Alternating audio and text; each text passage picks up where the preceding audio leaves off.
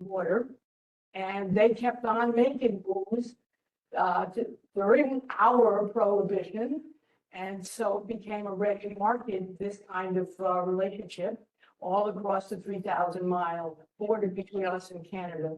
A lot of manufacturing was done in where Quebec is, that province is, so it became very easy to move the stuff. The other thing is that there are native tribes whose reservations are in both countries. And even years back, the governments of Canada and the United States allowed them to be sovereign nations. So they also got involved in the booze business because they could bring it into Canada, and on their reservation, they could move it right into the United States and on their way to merry places, particularly in New York City, where there are like thousands of speakeasies. Prohibition was one of the federal government's worst ideas. It was pushed by people who meant well, but just didn't understand the idea that if you prohibit something that people are used to, they're going to go and get it anyway. And when they go and get it anyway, they create a huge market. And prohibition was the beginning of organized crime. Because there was always crime anywhere, all over the country, all over the world, but it became organized because there was so much money to be made in prohibition with the alcohol that they created what was then a commission. And the commission, just like if you were running a regular business, they divided up the territories and you were not supposed to infringe on someone else's territory. Some people just didn't get the message. People like Dutch Schultz. Now, Dutch Schultz and my grandfather got together in a kind of unusual way. Both gentlemen were actually born in the United States. My granddad was born in Jersey City, and Dutch Schultz came from the Bronx. They were both from immigrant Jewish families. And it was when they started to get a relationship, a business relationship in 1920, Dutch Schultz was 19 years old, and my grandfather was a man in his 40s with 5 children. And so they begin an unusual relationship that lasts throughout Prohibition. 1933, President Roosevelt gets elected, and on his platform is the repeal of the act that allowed for prohibition. And so the prohibition ends in 1933. And my grandfather and Dutch Schultz remain business partners for a couple of years after that. How did my grandfather get involved? That's why I call him the accidental gangster. My grandfather was a fisherman, and he had plenty of boats. And so the whole idea was they invited him for lunch one day, Dutch Schultz, and he said, "I want to use your boats to distribute pick up my booze from Canada, bring it to the United States." And if Dutch Schultz, even at 19, asked you to do something, unless you wanted to go home in a coffin, you said, "Oh, sir, when will we did?" And so that begins their relationship. And my grandfather, because he's kind of like this father figure to Dutch Schultz, tries to keep the guy in line, does not succeed very much. Dutch Schultz is a very impulsive young man. And his big fault, which led to his demise earlier than perhaps he had hoped for, was that he was greedy. Now, all these gangsters had something, some Achilles heel about them, but Dutch Schultz's was that he was way too greedy. He was making a fortune, so why did he have to skim some of the profits? Why did he have to cheat his employees? He had 100 people working for him. My grandfather was only one, because that was just his personality. And among these gangsters, they all had some kind of Achilles heel, and in many ways, it led to their demise way earlier than their mother and father would have expected. So here's my grandfather. He gets invited to lunch once, and Dutch Schultz says, "I want to use your fishing boats," and he said, "Okay."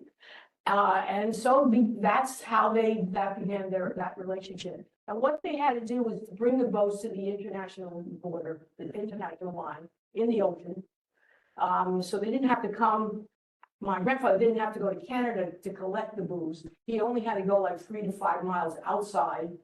And then they transferred the booze from manufacturer, the Canadian manufacturers, to my grandfather's boats, and then my grandfather's boats took it to the beaches, and that's where they would be transferred onto trucks, and then the truck would take it to the like 1,000 speakeasies all over the New York metropolitan area. And that was the whole process. And my grandfather began to sort of be like a gangster. He carried a gun, which he never had before. And my grandmother was always really deathly afraid. That's cute, deathly. Because she expected one day, any day, that he would either be killed by either the police or fellow gangsters. These were not trustworthy people. But my grandmother agreed when the son got married, they invited these gangsters to come to the wedding because they were in many ways business partners.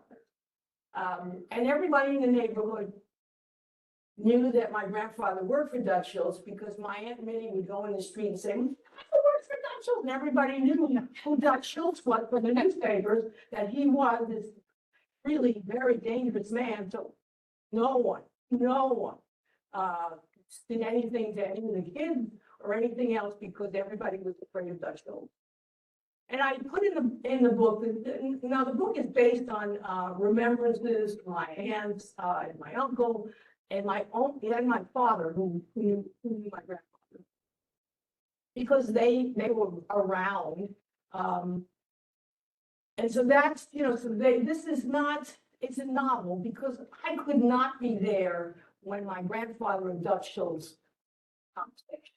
So as a novelist, I create the atmosphere and the events that I know about through first from my family and then also from the newspapers. I went through 1930s, 1920 New York Daily News and found lots of stories. Now, Dutch Schultz, like Al Capone, wanted to be in the public light. They just loved cameras.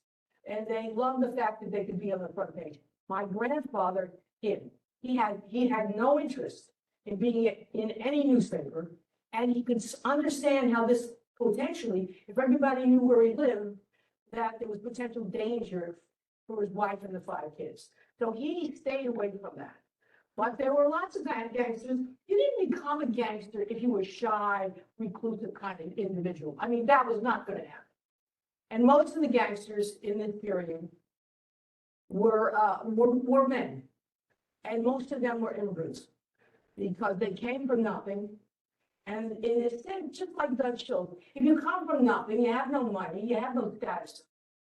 What do you got to lose? So he's a 19-year-old kid. He got to lose. Now, Schultz was not his real name. The Arthur Flugenheim. He wanted to be in the Daily News in the newspaper, and he didn't. His long name was not going to do it. So he takes the name of Schultz. Now, there's some discussion about how he got that. My interpretation in the book is that he got it from, there was a Schultz trucking company in the Bronx, and he borrowed that name forever. There are other stories about how he got that name. But the big thing is he changed his name because he wanted to be front page, and he didn't want them to mess up spelling his name. Didn't want to be asked how you spell your name. So that was that was one of the reasons why Godin does this. Yes. Well, how did he spell it? Because my ancestors are Schultzes. So the spell with a T or not a T? You know, the T out here. It is Schultz. Is that the way your relatives spelled it? No. No. Okay. Again, we think he was, his family was German. They were German Jews who had come earlier time period. My friend, my own family, and Schultz's family also, they had this kind of European Jewish ancestry, and so they had a connection. They had a connection also because I don't know what happened to Dutch Schultz's family, his parents, but here's my 40-ish grandfather and his 19-year-old son, and they're like making nice together.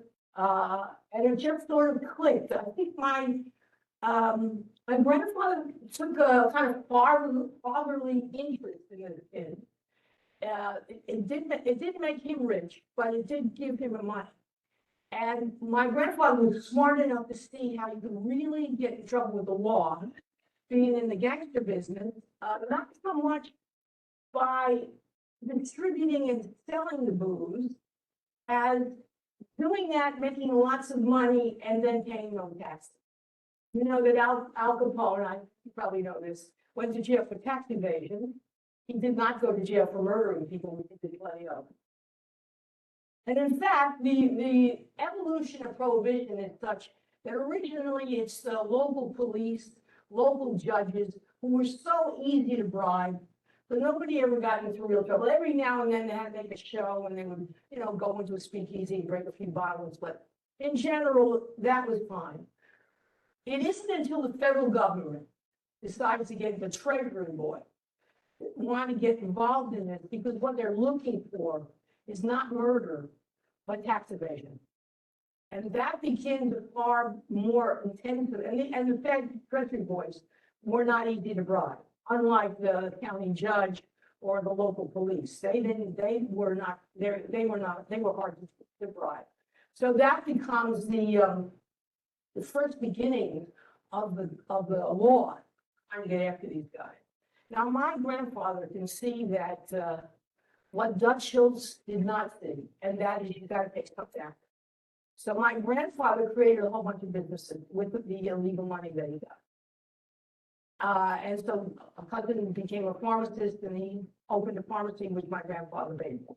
The other one opened a car repair shop because that sense of, you know, gave a cousin some work to do. So he created, and there was a rundown hotel. He fixed up the hotel. Again, he had cousins, he had children, not necessarily his own children, but other cousins and aunts and uncles who needed employment. So that's what he did. He funneled the money into legitimate businesses. And so he never came under the microscope of the treasury boy. Dutch Schultz, on the other hand, who wants to see a picture in the newspaper, he kept two sets of books.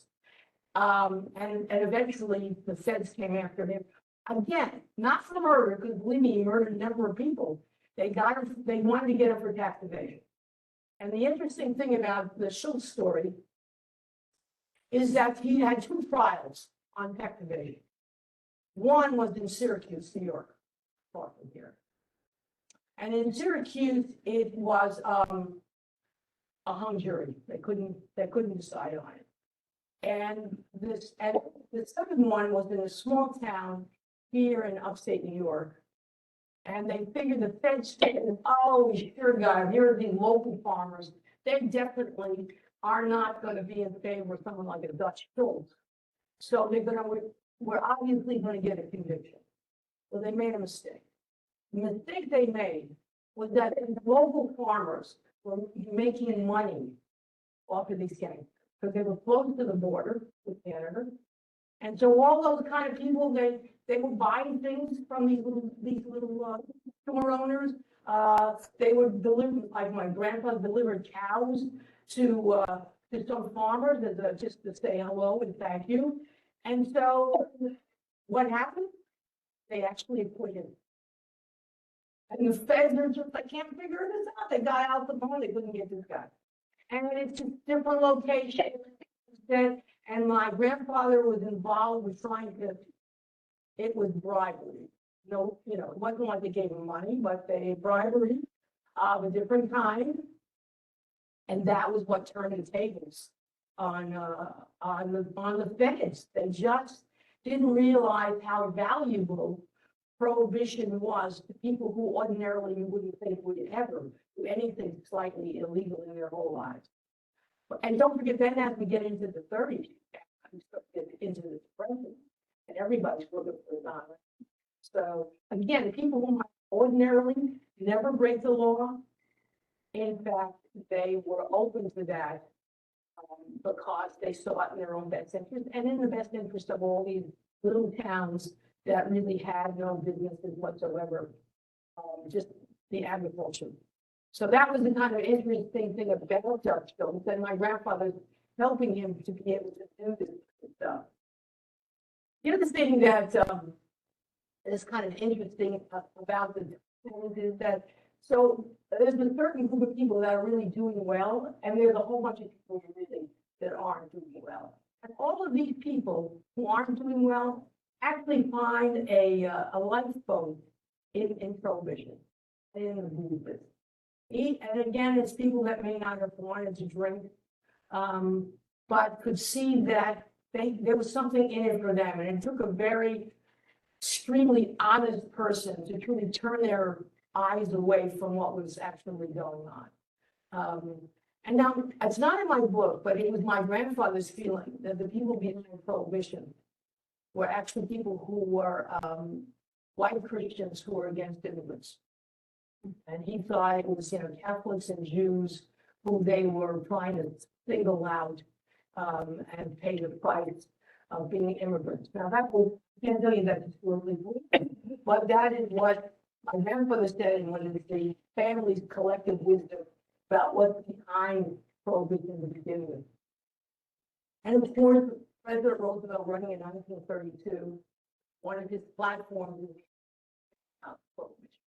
And again, why was President Roosevelt and the federal government really interested in Prohibition? They really were not all that interested in putting murderers in jail. What they wanted was the tax money that they could get instead of the gangsters.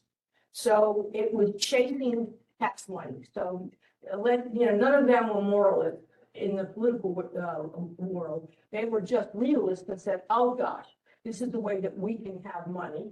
And then Roosevelt in 32, we were talking about the Depression, but the Depression was not going to stop people from drinking. So if we put in 25 cents on each bottle, we'll make out fine.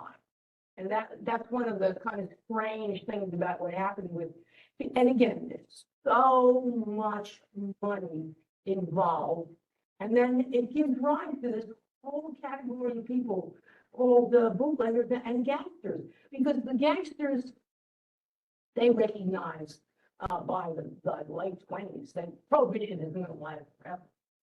And they start branching out into other but they've already organized and they've already created these kinds of business arrangements and territories, as if you were a drug guy, and so they also start to get secondary business. So among the commission members is Meyer Lansky.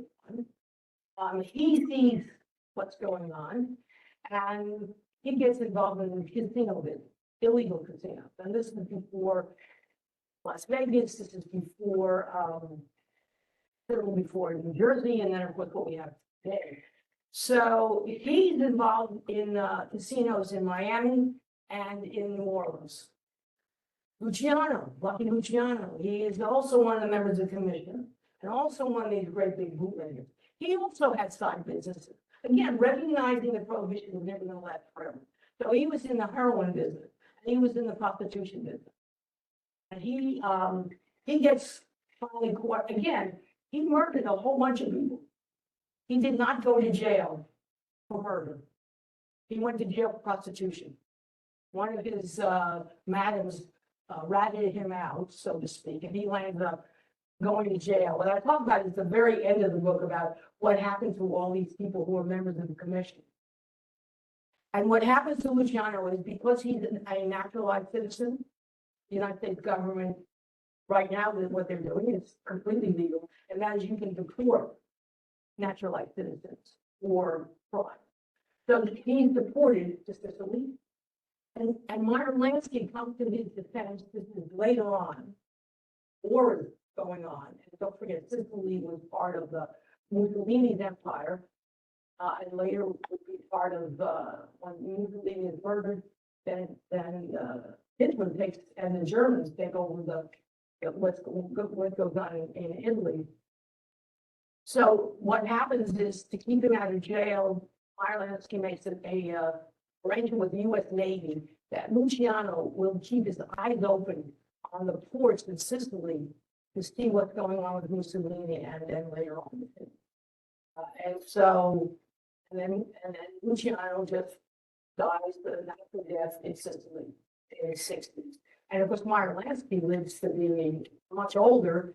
They take these guys to trial, and again, they don't realize that the public is really behind these guys. They never saw the really nasty stuff that went on, the murders that went on, the robberies that went on. The public didn't see this. They saw them as kind of like Robin Hoods. If you can relate to that, because you don't have much. These guys come along, they offer you a little bit, and you say, all right, it's something, and it's something that I like to do. And that's the whole thing. I like to drink. So why would it be a real issue about me drinking? And again, people who don't drink, all of a sudden when you have a prohibition, that's when they decide they want to drink. What you can have and want. So that's part of the story.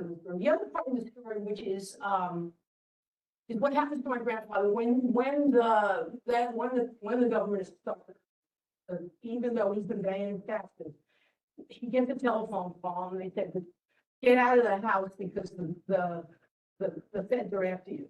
And so my grandfather goes up the way he knows. He gets in the car, runs up to the Indian reservation. They take him in the United States side. They let him out on the Canadian side and take the boat from Halifax, Canada, and he goes back to Europe. He hides in Białystok, Poland, if anybody knows that, for months until the heat is off. Now, I write about it once, but he did it more than once. He was gone for months at a time.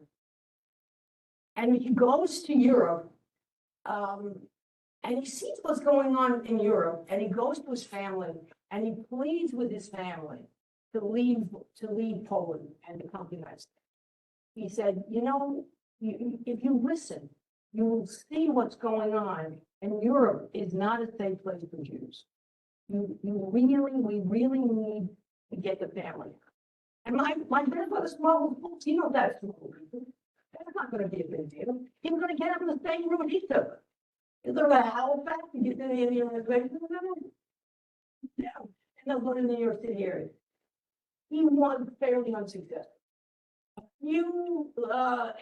His sisters allowed some of the, or actually his aunt, not his sisters, allowed some of the younger people to leave, but only a handful. And here's the interesting thing. I don't have any people Jewish in this audience, but here's the interesting thing that my grandfather shows up with really nice clothing. He is no longer religiously observant. He's not wearing a kippah on his head.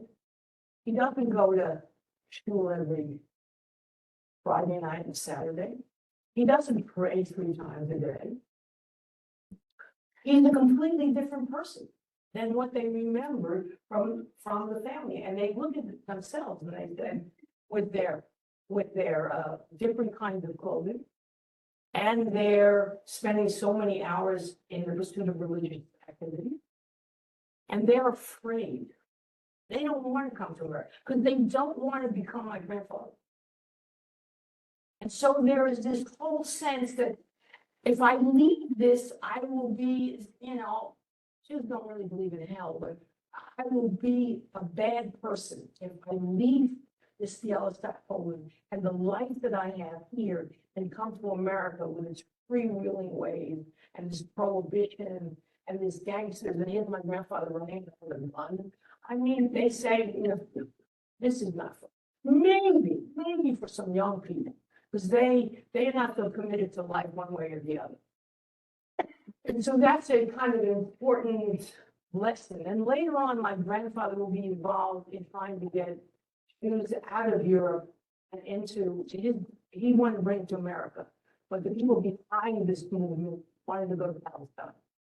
Yeah, wait here. Like Peterson, Poland. Oh, I'd say probably in the late 20s, and then he would return. I didn't put it in the book because once I say it, what it's kind of boring. So as a novelist, So he did it a couple of times. It started in the late 20s. And goes back into the early 30s for a different reason. And Luciano was very helpful in trying to get the Jews out of Europe. This is before they evicted and sent them to Sicily, because he makes arrangements. Because my grandfather said, I can't get a boat from Hamburg, Germany, and bring it all across and then go to Palestine. I mean, I'm going to get caught by somebody's Coast Guard or somebody's Navy. It's too long a trip. So Luciano makes arrangements in Italy for the people in Germany and Poland, if they want to leave, to come to Italy, and they made an arrangement because the boat from Italy then to Palestine is not such a big deal. And they're sort of in turmoil anyway, and it's not high-end country. You know, it's not like they have big navies. You know, talking about North Africa and stuff, places like that. And so that's a safe place for them. Yeah. Could you just, when did your grandfather get involved with Dutch Schultz? Was he working as a bootlegger throughout all of Prohibition? And you mentioned Dutch Schultz died at a young age. When was that? So that's a three-part question. Okay, so Dutch Schultz gets murdered in 1935. My grandfather gets involved with Dutch Schultz on the get-go, 1920. Prohibition is enacted by Congress, 1919 comes into effect in 1920. Dutch Schultz immediately recognizes that he wants to get some good stuff. He doesn't want to make it in the bathtub. He wants to get the stuff from Canada or Europe and dilute it 1,000 times and sell it that way. And so in 1920, he wants the votes.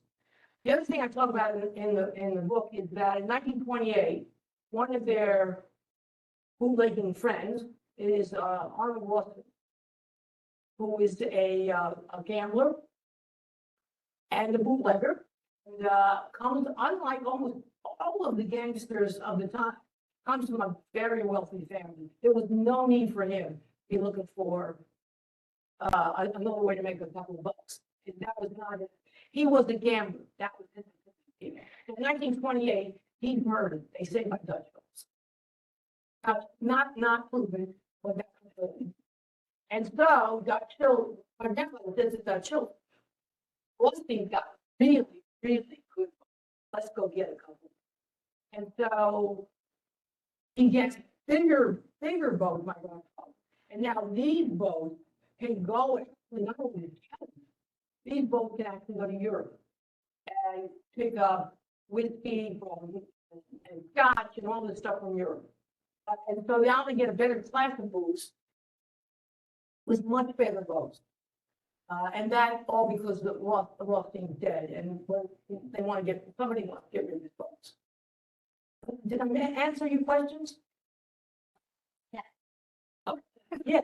Did somebody else have a question over here?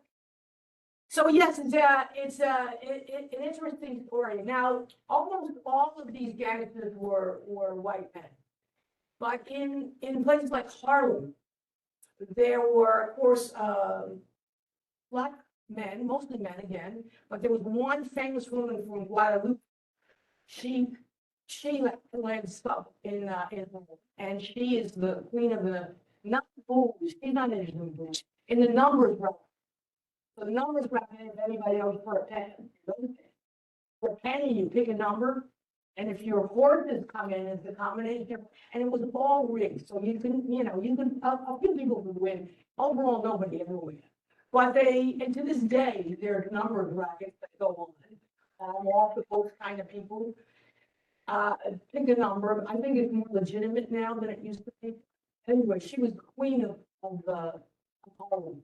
So my husband's father ran the numbers in the 30s, but I thought it was the last numbers of the stock exchange for that thing. My understanding is it was the horse races. Who came in first, second, and third? And listen, it could have been several different ways. I'm sure there are, different ways to make a dollar. I guarantee you it was not legit. And the fact is that they would give their pennies, and believe me, so a few fools would win. the rest of you giving away your money for nothing. So, yeah. Once the organized crime gets going in early 1920, there is unbelievable kinds of stuff they do. So, for example, there are a bunch of Jewish gangsters. They're not in. They got a different thing than it. So they go down to the Lower East Side to their fellow Jews, or floating manufacturers, shoe manufacturers, all kinds of places like that. They go and they say to the guys, they go to the owner of the factory and they say, you don't want to feel a factory into the ground. You need to give me some money every week. You need to give me some. He goes to the guy struggling, and in the beginnings, from union, he goes to the union and said, everyone needs to do that. You know,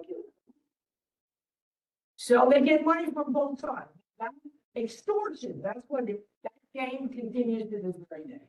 Different actors, same idea. You go to the two different competing factions in a business, and you push them both for money. And that was what before Prohibition and long after Prohibition is today, this very day. There are these kinds of things going on as far as organization. And they learn their lesson during Prohibition. How many ways can we figure out to make money? And then later into the mid-20s, when the federal government started thinking about all the testing they may be in these gangsters, then it changes a little bit in terms of they start looking for different avenues. But what happens is you have this mindset. So if you looked in the 1950s, they were talking about the mafia and the commission and stuff. Well, they mislead you because that idea of the commission is immediately happens in the 1920s. Because already they know that their fellow gangsters are greedy bums. So they need to make sure that there are some boundaries. So even crooks have boundaries. And the other part of it is you can bribe the locals, but you got to be real careful about the feds. And so one of the reasons why Dutch Schultz did not survive into his 40s was not only was he greedy, but he wanted to go after Thomas Dewey, the prosecutor. And the commission, Luciano, Meyer, they look at each other and they say, that is not a good idea because that will bring the entire federal government on top of us and will none of us will make it. So they kind of recognized there were some taboos about who you could be, who you should run away from and not do any harm to. But otherwise, they would kill each other rather frequently. And it is reported that Dutch Schultz took a safe and put $7 million in it and hid it in the Catskills. Now, is that true? Who knows? The guy who was involved with packing the $7 million into the safe was murdered by Dutch Schultz, one of the Weinberg brothers, who were also one of their chief guys who worked for them. So, and then after Schultz is dead, for quite, the feds were watching my grandfather's house because they figured he knew where the $7 million was hidden, because he had been close to Schultz, and Schultz must have told me. Well, that was not true. And then the gangsters were following my grandfather, thinking the same thing. Well, he was close to Schultz. He must know where the $7 million is. To this day, no one has, at least publicly said, they ever found the $7 million. Is it a legend? Who knows? But anyway, no one ever found it. But it was assumed at one point that my grandfather must know. And then my grandfather and my grandmother and one of his sisters, they went on a joyride looking for the $7 million. Because if anybody knows it's not the Monticello Catskills, but north of that, Cairo, Tannersville, those little towns is where those and other gangsters had their second homes to get away from the streets of New York. And so it's assumed that these towns are where that money must be hidden, but again, nobody knows what happened. Yes, What's the main reason for prohibition and who was really behind it? well, the people who are behind it now, I'm not giving you scientific information, I'm giving you family information, is that it was a lot of white Christian women, some of them involved in the suffrage movement, because the feeling was that these immigrants get drunk and beat their wives. So that was the mindset. Okay, now my grandfather said that because they were immigrants, they were Jews and Catholics, and they were after them. Maybe a little bit of both. I don't know for sure, but that was the group that was behind the prohibition. So, and well, everybody's trying to figure out, the roaring twenties is going on. There's a certain segment of the population that's in the free and easy life. The rest of the people are struggling. Yes. What did your grandfather do after Schultz was murdered? You have to buy the book. But later on, when the country goes to war, when they proudly go to the Grumman airplane factory and make planes for the boys. But did he continue in illegal endeavors? He didn't give up his gun but he kept his boats. He put the kids to work, taking care of the boats and the fishing. And unfortunately, because of the Great Depression, none of my grandfather's businesses ever really survived into the 1940s. So it was good for what it was. And no one in the family ever got rich, but they were all alive. They were not murder victims. Yes. Accurate were the gangster movies, 30s.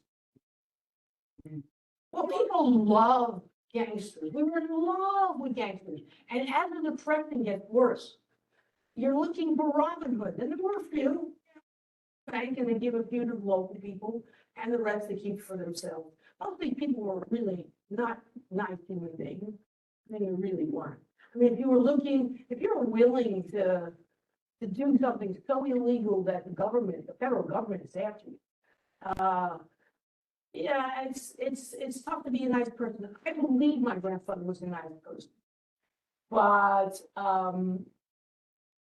who knows? Did he ever kill anybody? To the best of my knowledge, no, he never did. He carried a gun just to show, just because everybody else had a gun, and if he showed it, then it was like maybe the other worker would put their gun down and they would both be alive, because it was never his intent to. And it wasn't that his intent to get rich. His intent was largely to survive and make sure his family didn't get killed. Did somebody else have a question out there? My favorite movie is Some Like It Hot. Oh, Now they're doing the musical. well, if you've watched that movie, if you watch The Godfather 2, where you see Michael goes into the bathroom, gets the gun, and they have a shootout, that actually is what happened with Dutch Schultz in a New Jersey Chinese restaurant. He went into the bathroom. He actually had a gun. He didn't have to serve for it. He came back out, and there was a shooting match, and he didn't even die at first. It took quite a while for him to actually die. And in the interim, the people who tried to kill him, they all of them were actually later on murdered because they didn't want witnesses about what they actually were doing. So, again, these were not nice people. If you could easily and casually murder somebody, you can't possibly be a nice guy. I mean, it just doesn't work like that. I don't think you can turn it on and off like that. So, yeah, and the times are crazy. They were definitely crazy. The United States was becoming this great and powerful nation. Europe was devastated really by what happened in World War One. Big major countries, England, France, Germany itself had a war. I mean, the world was really on a turning point in terms of what was going to happen next. The unresolved issues of World War One actually led 20 years later to World War Two. And my grandfather, got caught up in this and trying to save his family. He always regretted he was unsuccessful. And there's not much you can, say about that. Except this is, these are the realities of what was perceived to be a very different world in America than what actually was going on in Europe. People were a lot poorer in Europe I mean, we had some tough times with Dust Bowl and things like that, but in general, we were a huge country geographically. We had a very large population. And we welcomed immigrants. We wanted them. We needed workers. They needed workers for the factories. They needed workers for the fields. They needed workers to milk the cows. So we were this big land of opportunity in places in the world where, they remembered 1,000 years of history, and they would go and kill each other over 1,000 years of history. On my father's side, we're Hungarian, and Hungary was always being torn apart. They were constantly killing the Romanians. The Romanians were constantly killing the Hungarians. I mean, they were just, England and France were constantly going to war killing each other. We didn't have that. We didn't have that. I mean, we were trying to kill off the Native Americans, and now and then we try to kill the Mexicans. But we just weren't like that. We were young. We had young ideas. We were a real democracy, which was. There was no precedent for it. I mean, there are other countries, the French had this great revolution. What happens? They go back and then they're put in a dictator. We didn't do that. So, I mean, we were living in that time period. My grandfather was so proud to be American. He was born in Jersey City. So proud of that. And I don't think, we have any sense of that anymore. I mean, you could disagree with your government, but still you felt so proud to be part of this country. It wasn't true for everyone. And listen, in the 20th century, we had the very, very nasty wars. We just were killing each other left and right. So yes, yeah. That's what happened. And my grandfather started those businesses largely to protect himself from the government coming after him for this tax evasion. And he had these cousins that he needed for them to get something to do. We created these little businesses, and they served their purpose. And then, of course, they kind of fell apart. But to the day he died, my grandfather kept his post. He could no longer go out and go fishing, and so people helped with doing the charter business, taking people out to go fishing rather than actually doing the fishing itself. There probably was more money in doing that than there actually was in actually fishing. My mother always talked about the fact that for the fishing, they used my grandmother was kosher, right? So they didn't eat shellfish. Just a no. However, my mother and her sisters would go clamming for the purposes of using it for bait. So they never ate it. And my mother hated it because it was dirty, and you're out there in the sand and the dirt and you're clamming. But that's what happened. And so younger generation, in the 40s they don't mind. And then in my father's family, they also had fishermen in Miami. I don't know why, because generally you don't think about Jewish people as being in the fishing business, but for whatever reason, that's in my blood. Everybody wants to be a fisherman. I don't really like to go on fishing. But my mother, who passed at 99, she loved to go fishing. And she had no She did not mind putting the bait on the hook. So anyway, that's a story which I have hopefully captured in the book, which you can find. I can autograph today for you. And then my many other books that I have. Yes, sir. Not beer, was the purple good in the- Yes. Yes. But there was less money in beer than there was, you know, I'll realize. Something about 3.2. Yeah, most of the time the beer was all, they were smashing beer gardens as well. Yeah. Anybody, yeah, yes, yes. Did you know your grandfather? No, not really, no, I was too young. to be- And they say, my grandmother died first. And then he died 6 months later. They were very much still in love. And they said he died of a broken. So that's the thing. And I talk about my grandmother in here. And then I talk about the things that my mother loved to talk about. And that is, so my grandfather has boats. He's got fish. He's got cats. Keep the rats, the water rats away. So he's a bunch of cats. My mother loved these cats. She just loved, and then my grandmother used to chop off the fish's head and eat it raw to the cat. And they had an incredible glutton. They were, you know, it's not knowing what food is awful. And then they had the German shepherds, which my mother loved. So I talk about the German shepherds, Ruby. And then my grandmother had a cow. When the weather was decent, and it was, could be like 9 months out of the year, the parrot had a nice big cage on the porch. The parrot really talked. It was called Polly, but it was a boy. And Polly, you know, so my aunt's out in the street and the parrot said, "What?" And then every time my grandfather comes home, and he usually came home at 7 o'clock in the morning, but my grandmother was already up and the parrot was there.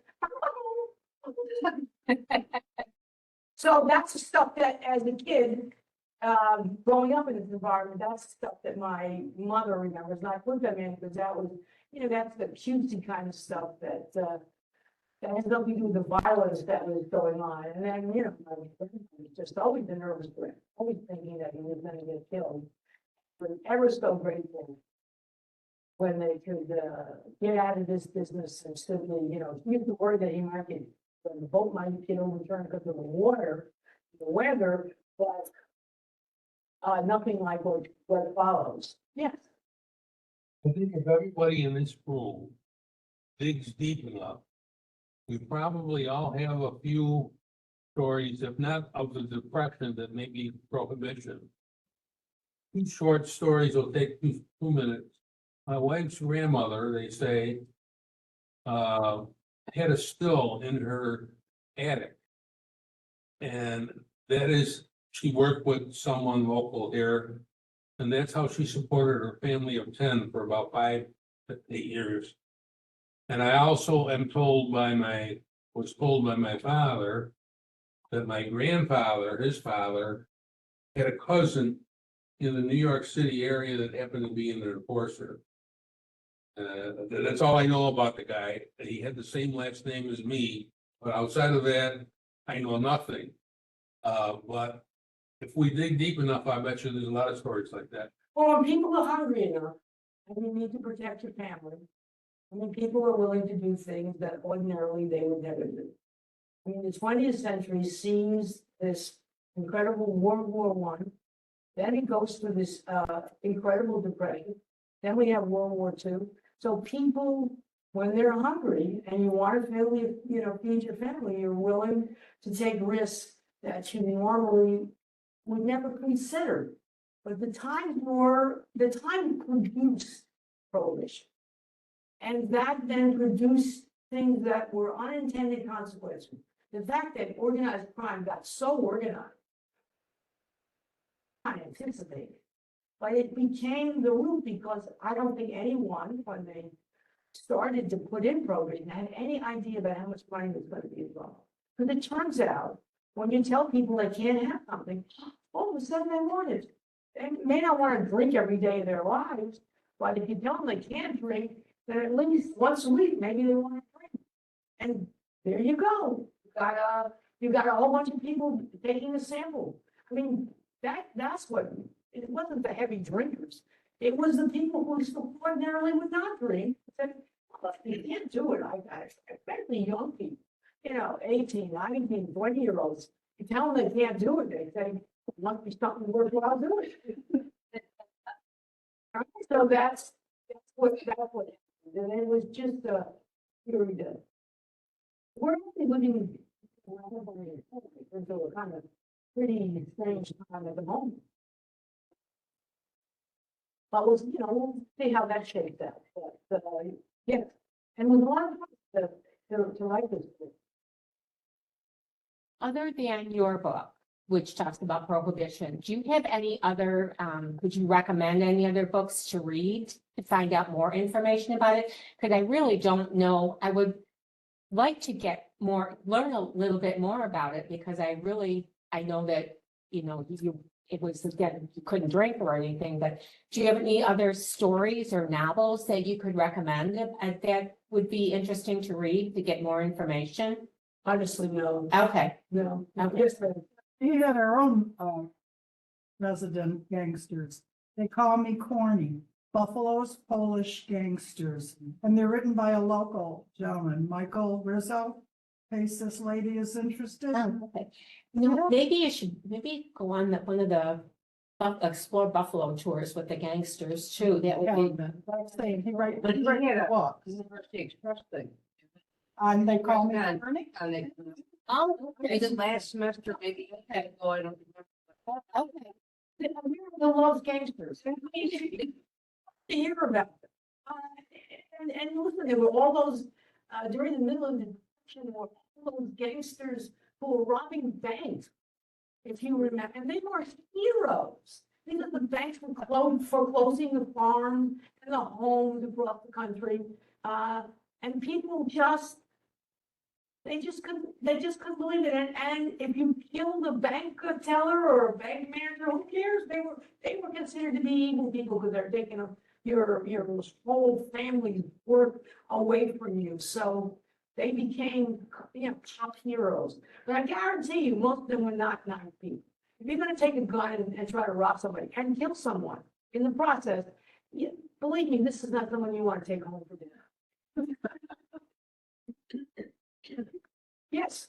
Do you know the origin of the term speakeasy?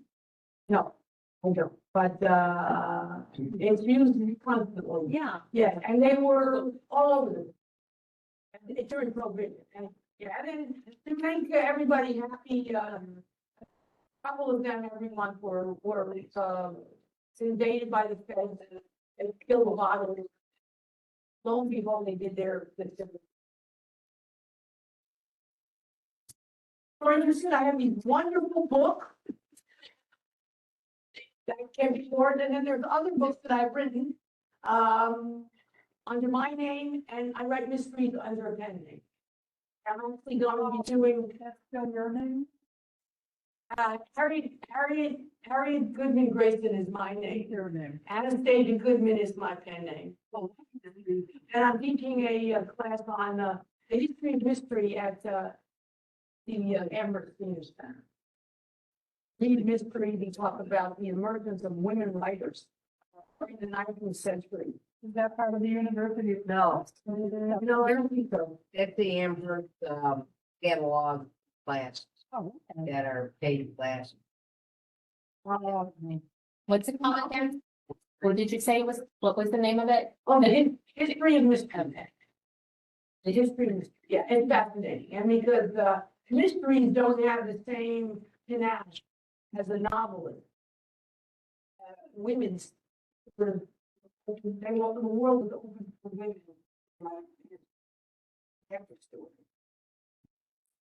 Because it was things of lowbrow fiction rather than the great murder. Thank you.